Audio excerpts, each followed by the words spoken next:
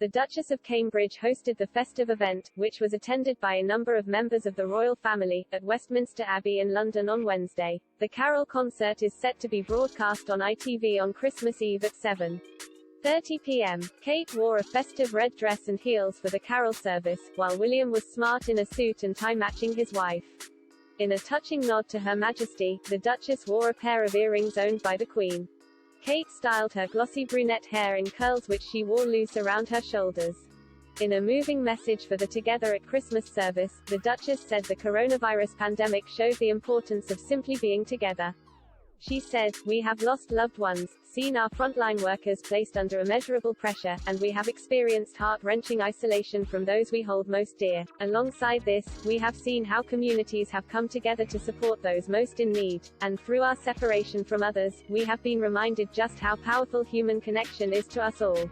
Just how much we need one another, and how loving and feeling a sense of belonging to one another can provide comfort in tough times. The importance of simply being together." Kate added, "Christmas is a time when we can reflect on the past, listen to one another, focus on the relationships that nurture us and build our resilience, so we can look forward to a brighter shared future." The royals were out in force with Sophie Wessex, Zara and Mike Tyndall, Princess Beatrice, Edoardo Mapelli-Mozzi and Princess Eugenie joining the Cambridges.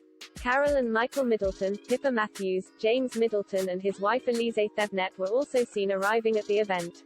The concert reflects on the challenges of the COVID pandemic and pays tribute to the people and organizations who have supported communities throughout. Carols were sung by the Westminster Abbey Choir as part of the festive event. Singers Ellie Goulding and Leona Lewis were among those performing at the festive gathering. The Duke of Cambridge, British Paralympian and junior Dr. Kim Daybell, and presenter Kate Garraway, whose husband Derek Draper spent a year in hospital after contracting coronavirus, all gave readings.